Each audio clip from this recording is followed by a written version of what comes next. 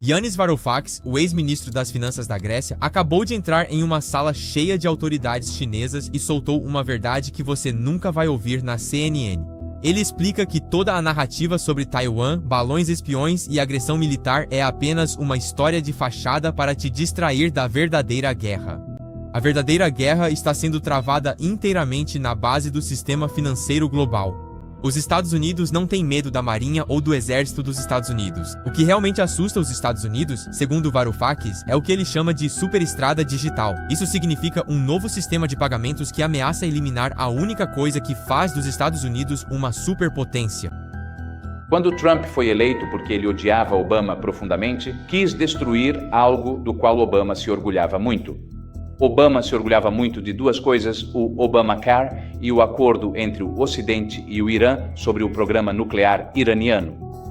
E o fim das sanções, que foi assinado pelo Irã, pelos Estados Unidos e por toda a União Europeia com entusiasmo.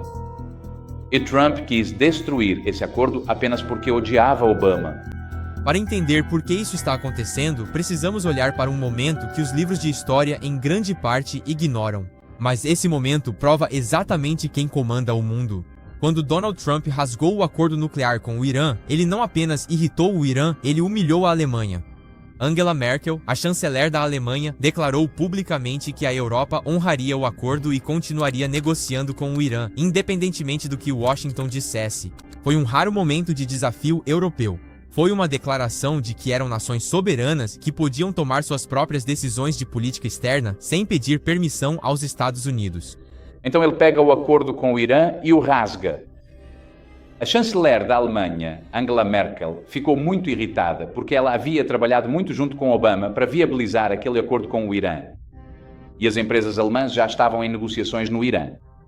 Para entrar no Irã, que é uma terra de oportunidades após tantos anos de sanções para grandes conglomerados como os alemães.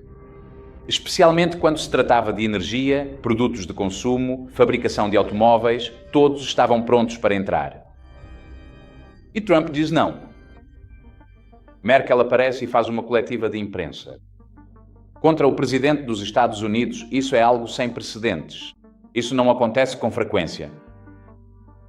E ela diz, eu não sei o que os Estados Unidos vão fazer. Nós respeitamos a opinião e a posição oficial deles, mas a Alemanha vai manter o acordo, o importante acordo de paz com o Irã. Mas em menos de 12 horas, essa resistência desmoronou completamente. Os CEOs de todos os grandes conglomerados alemães, empresas como Volkswagen e Siemens, foram até Merkel e disseram claramente que não seguiriam sua liderança.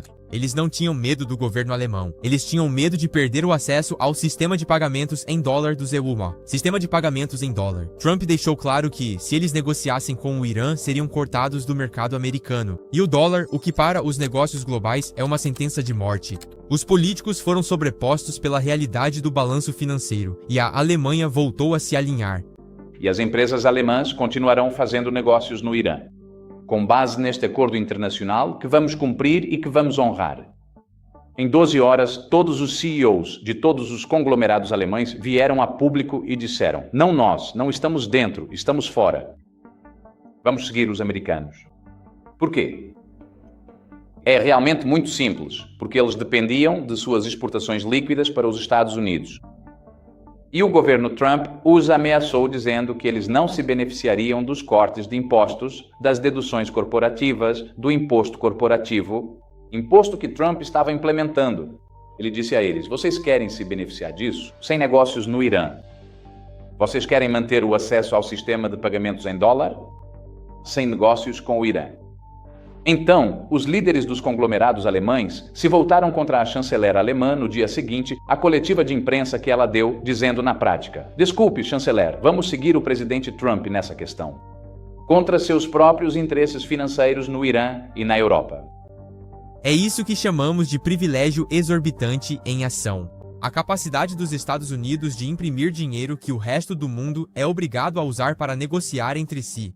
Varoufakis descreve o EUA, o déficit comercial, como um enorme aspirador de pó que suga produtos da Alemanha, Japão e China.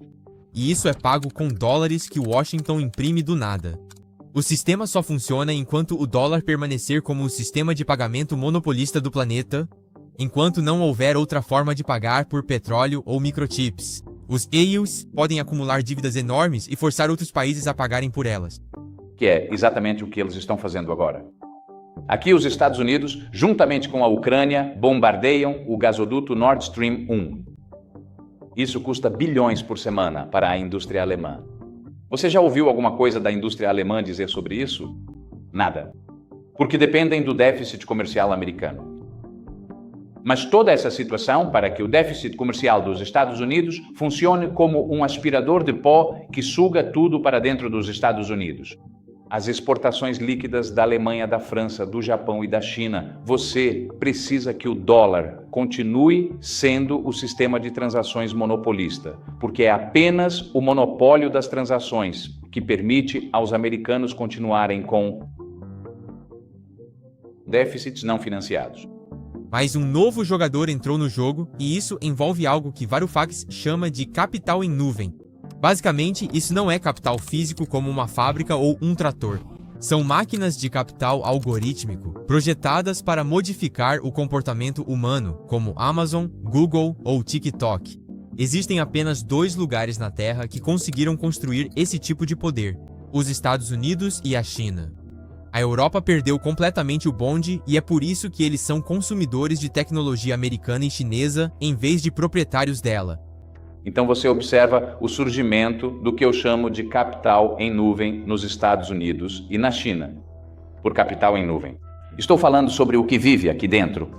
O capital algorítmico sobre o qual as Big Techs são construídas. Que é uma nova forma de capital, porque, ao contrário de outras formas de capital, que são sempre um meio de produção produzido. Um robô, um trator, é algo que você produz para produzir outra coisa. Isto não é um meio de produção produzido. É um meio produzido, um meio artificial de modificação comportamental. É isso que é o Alibaba, é isso que é o TikTok, é isso que é o Tencent, é isso que são, claro, a Amazon, o Google, o Facebook e assim por diante. Eles são bens de capital que criam não mercados, plataformas que parecem mercados, mas não são mercados, e que permitem ao dono desse capital em nuvem nos trazer para dentro como compradores, como vendedores, como influenciadores, como formadores de opinião, como simples consumidores de entretenimento e cobrar de todos nós uma forma de aluguel. Esse é um poder enorme que a posse desse capital em nuvem confere aos donos do capital em nuvem. A diferença entre esses 2 gigantes é estrutural. Nos Estados Unidos há uma disputa, uma verdadeira guerra de classes. Essa guerra é entre o capital em nuvem do Vale do Silício e os senhores das finanças tradicionais de Wall Street. Eles não trabalham juntos, eles disputam a dominação. Na China, porém, tanto os gigantes da tecnologia quanto os bancos, no fim das contas, respondem ao mesmo chefe, o Estado.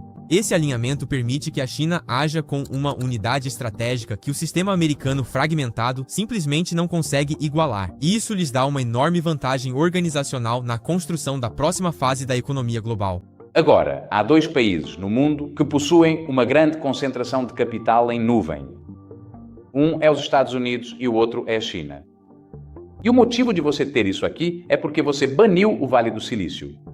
A Europa não baniu o Vale do Silício. Então todos nós dependemos do Google, Facebook, Meta, tudo isso, e não desenvolvemos nosso próprio capital em nuvem. Então existe o capital em nuvem americano e existe o capital em nuvem chinês. O capital em nuvem chinês tem uma vantagem sobre o capital em nuvem americano. Isso é algo que você precisa entender. Não tanto porque, quero dizer, sua tecnologia não é melhor do que a dos americanos. Em algumas coisas vocês superaram as capacidades americanas, mas em outras os americanos são maiores, melhores e mais rápidos do que vocês neste momento. Não é uma vantagem tecnológica que vocês têm, é uma vantagem política e uma vantagem organizacional. Aqui na China, o Banco Popular, o Banco Central da China, controla os banqueiros. Nos Estados Unidos, os banqueiros controlam o Banco Central. Eles são donos do Banco Central. Eles criaram o Banco Central. O Banco Central dos Estados Unidos, o Federal Reserve, foi criado por JP Morgan. Não foi o contrário, ok? É importante compreender as diferenças institucionais entre os nossos países e os Estados Unidos. Os Estados Unidos são um lugar muito estranho. Então, a capital da computação em nuvem, o Vale do Silício, nos Estados Unidos, e as finanças não funcionam em conjunto. Isso nos leva à metáfora central que explica todo o cenário geopolítico atual.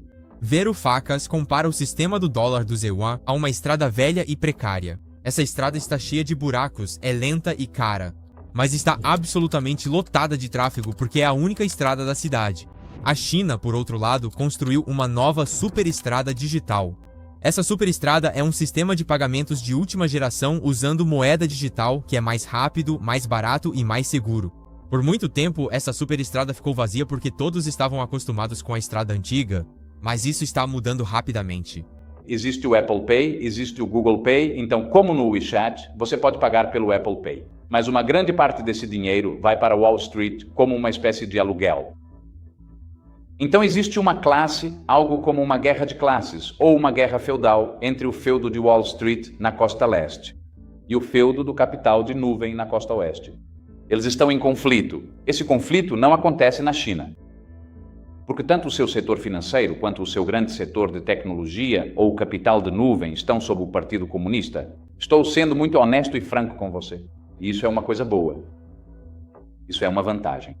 Mas se você está sentado em Washington, especialmente depois da guerra na Ucrânia, especialmente depois que seu banco central criou o Yuan Digital é uma invenção fantástica. Você deve valorizá-lo, deve usá-lo e deve desenvolvê-lo. Nós temos discussões sobre como fazer isso. Seu país construiu uma superestrada digital para o dinheiro, que é muito, muito mais avançada do que a estrada precária, que é a estrada do dólar americano. Porque hoje essa superestrada não é utilizada. É como, sabe, imagine que você já teve essa experiência aqui. Imagine uma rodovia de 5 faixas quase vazia. Assim está seu sistema de pagamentos digitais agora. O catalisador para a mudança não foi o marketing, foi o medo. Ao confiscar 400 bilhões de dólares russos, os EUA assustaram o sul global. O mundo em desenvolvimento cansou das regras ocidentais. Príncipes sauditas ou CEOs brasileiros agora pensam: se fizeram com a Rússia, farão comigo. Assim, mover capital para a China virou necessidade. É uma apólice de seguro necessária contra... A raiva americana manifesta-se como uma força complexa que molda o cenário social e político dos Estados Unidos hoje. Esta indignação coletiva, enraizada em transformações econômicas e tensões culturais, reflete um descontentamento que ecoa pela sociedade, influenciando discursos e decisões importantes, revelando uma nação em constante debate sobre seus valores e o rumo de seu futuro. Supervia chinesa. Tudo começou com os russos. Foi isso que a guerra na Ucrânia fez. E então, se você for da Arábia Saudita, tudo bem? Você é um saudita, um oligarca. Você faz a maior parte dos seus negócios com os Estados Unidos. Você sabe, você adora seus dólares. Mas você está pensando, essas pessoas, os americanos, confiscaram 400 bilhões do dinheiro dos russos porque não gostavam dos russos. Por qualquer motivo. Talvez os russos merecessem. Isso não importa. Não estou fazendo aqui um ponto ético. Você pensa, você é saudita. Eu mesmo não sou uma pessoa muito boa. Talvez eles não gostem de mim amanhã. Talvez eu faça algo para irritá-los amanhã. Talvez eles tirem uma parte do meu dinheiro. Então, por que eu não diversifico? Uma parte desse dinheiro eu vou transacionar pela superestrada que os chineses construíram. Por que você acha que a Arábia Saudita está interessada em entrar para o BRICS? As sanções agressivas e o CHIPS Act não têm a ver com proteger a segurança nacional ou Taiwan. São tentativas desesperadas de explodir as vias de acesso ao novo sistema financeiro da China. Washington sabe que se o tráfego migrar do dólar para o novo sistema digital, a capacidade de imprimir dinheiro sem consequências desaparece da noite para o dia. E, em vez de tentar pagar a conta, eles estão tentando incendiar o banco do outro lado da rua. Essa é a razão. Não há outro motivo. Essa é a razão. Agora volte para Washington. Você olha para isso e pensa: essa superestrada que os chineses construíram é um perigo claro e iminente para a minha hegemonia. É por isso que existe o CHIPS Act. Porque eles querem reduzir sua capacidade de investir nessa superestrada e torná-la atraente para todos os outros. É por isso que eles estão criando circunstâncias de sufocamento. Qualquer pessoa fora dos Estados Unidos que queira negociar com a China, porque eles não querem essa superestrada. Então não é que a China esteja ficando maior. Não é que a China esteja espionando. Não é Taiwan. É que a China construiu uma superestrada digital baseada em capital de nuvem para pagamentos, o que representa um perigo claro e iminente para o monopólio do sistema de pagamentos em dólar, que é a única razão pela qual os Estados Unidos são... Bom dia.